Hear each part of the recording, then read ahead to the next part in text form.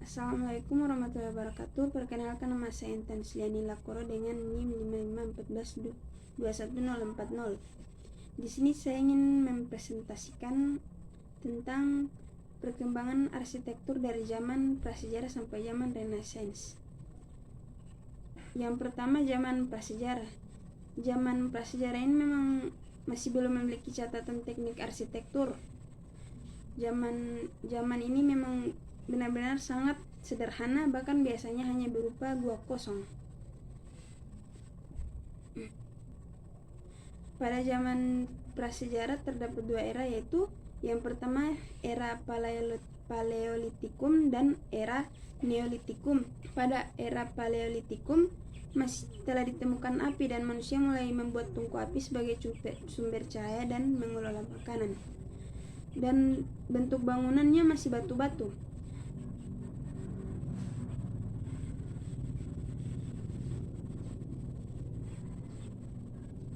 Dan bentuk bangunan ini masih dalam bentuk dan pada bangunan zaman ini masih dalam bentuk susunan batu-batu. Sedangkan pada era Neolitikum hingga zaman logam telah hadir kebudayaan megalit dengan beberapa penemuan monumen bangunan kuno seperti sarkofagus, dolmen menhir, arca batu, pundek berundak, dan Stonehenge. Pada era Neolitikum ini telah ditemukan seni arsitektur kuno, hingga akhirnya manusia menuju ke zaman The New Stone Age dan mampu merancang bangunan-bangunan dan monumen kuno untuk pemujaan dewa. Pada zaman Yunani, arsitektur Yunani adalah rumah tinggal vernakular Yunani yang berbahan dasar dari kayu. Pada awalnya Yunani adalah megaron. Megaron adalah rumah tinggal vernakular Yunani yang berbahan dasar dari kayu. Salah satu contohnya yaitu Parthenon, kuil paganis Yunani yang masih digunakan hingga kini.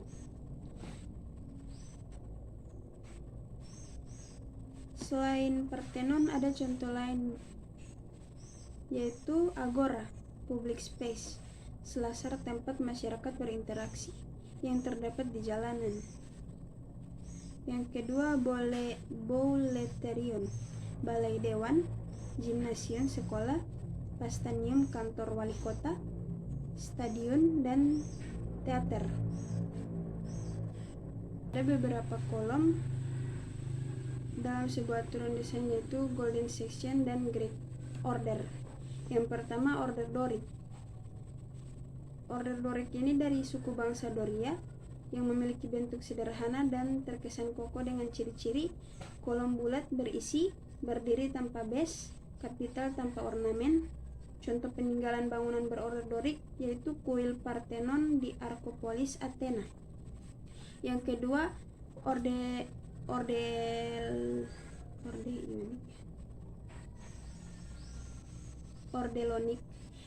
Ordelonik ada dari suku bangsa Ionia dengan bentuk yang agak rumit, terutama pada bagian atas kolom, terkesan anggun dan memiliki ciri-ciri kolom bulat ramping, memiliki base pada bagian bawah kolom, kapital dipenuhi ornamen dengan motif hiasan flora dan fauna.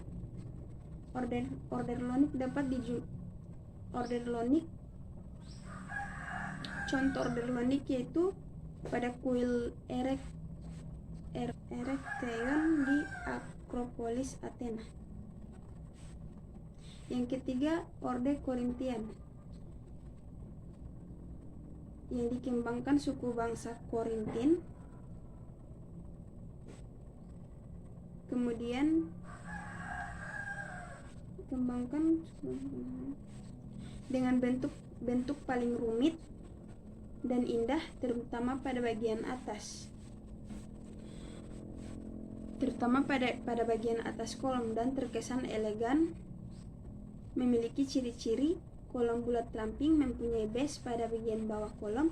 Kapital dipenuhi ornamen paling banyak dengan motif flora berupa daun acanthus.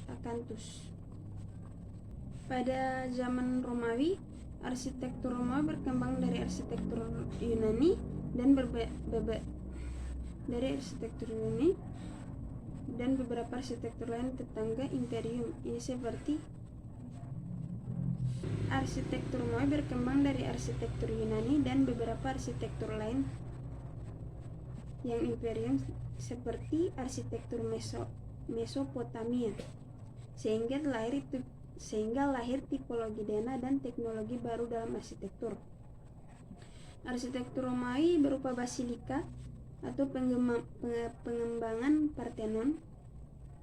Pantheon atau Parthenon dengan tipologi dena lingkaran, benteng, akuaduk, kuburan, stadion, teater, sekolah, hipokaus atau bagian servis pemandian, apoditerium, frigidarium, salidarium.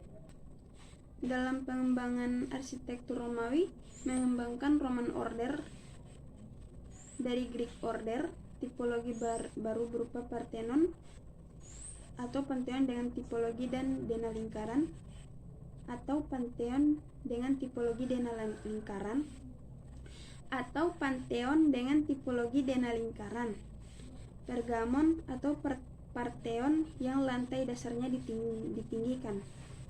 Teknisi konstruksi baru seperti arch atau lengkungan, vault atau kolong ruang, dom, kubah, yang semua kebanyakan diterapkan dari arsitektur Mesopotamia, serta penemuan material baru batu bata karena arsitektur klasik Romawi mengadopsi serta penemuan material batu bata karena arsitektur Romawi masih mengadopsi arsitektur Yunani namun bukan lagi menggunakan batu sebagai materialnya.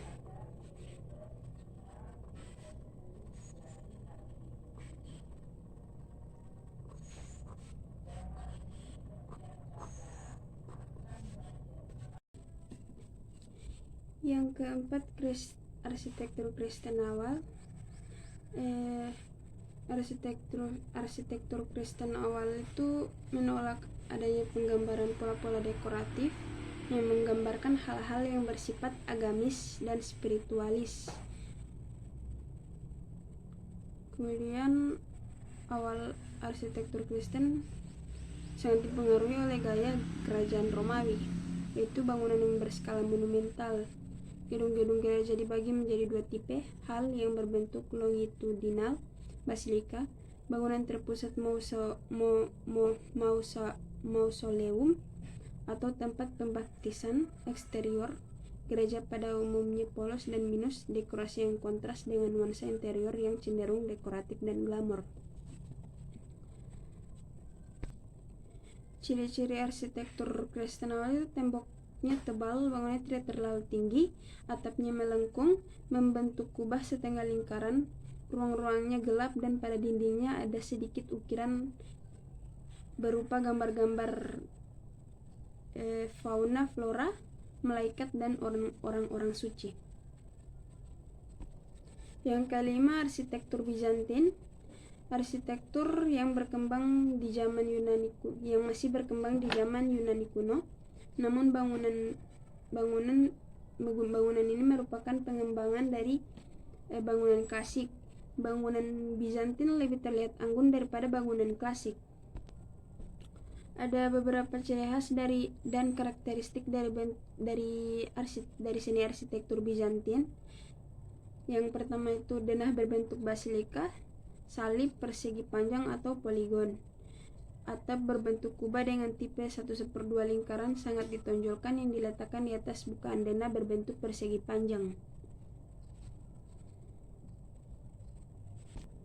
Dan arsitektur Bizantium adalah gaya bangunan yang berkembang di bawah kekuasaan Kaisar Romawi Justinianus antara tahun 527 dan 565 sebelum Masehi.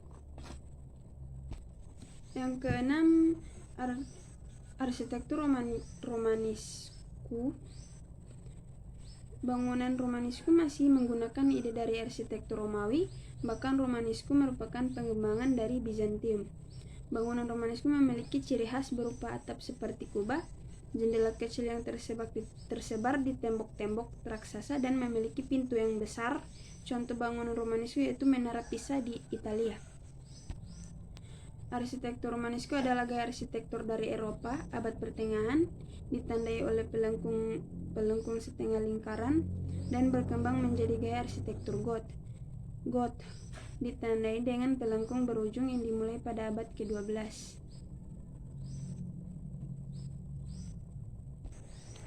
Ruang lingkup dari arsitektur Romanesque yaitu bangunan sederhana, rumah mewah, istana megah, bangunan komersial, bangunan sipil, benteng atau dinding kota, jembatan, gereja, kompleks bicara, dan katedral besar. Yang ketujuh, arsitektur gotik. Bangunan gotik ini merupakan kali dikembangkan di Prancis dan tercipta dari penggabungan dari bangunan Romanesque dan Moorish dari Spanyol. Ciri khas dari bangunan ini yaitu memiliki atap yang tinggi, dan bangunan ini dikelilingi jendela kaca yang diukir indah serta penambahan patung-patung yang difungsikan sebagai alat ibadah. Karakteristik dari arsitektur gotik yaitu yang pertama ujungnya lancip pada eksterior, yang kedua penopang yang melayang, ketiga tiga lengkungan yang runcing, keempat pencahayaan yang terang dari jendela besar, kelima penggunaan rose window, keenam adanya patung gargoyle. Yang kedelapan zaman Renaissance.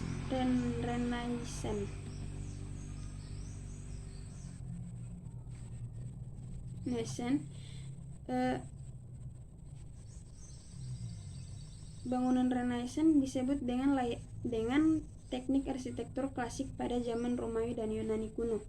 Bangunan ini memfokuskan pada aturan dan bentuk simetris. Arsitektur Renaissance ini ditemukan oleh arsitek dari Firenze, Italia, yaitu Filippo Brunelleschi.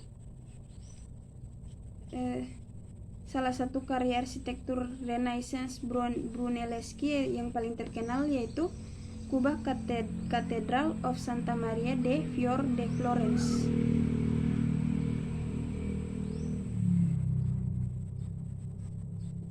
Selama masa Renaissance digunakan 5 elemen yaitu klasik, Tuskin, Dorik, Ionik, Korintian, komposit.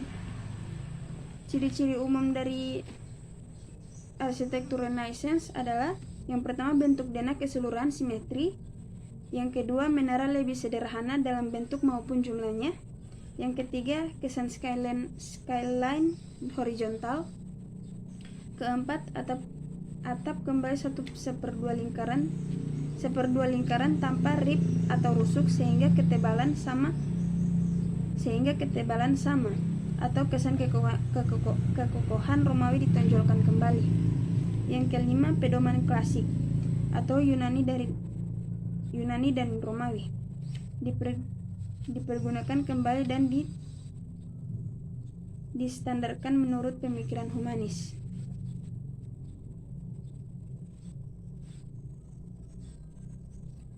Sekian dari saya. Mohon maaf bila ada yang kurang. Wassalamualaikum warahmatullahi wabarakatuh. Terima kasih.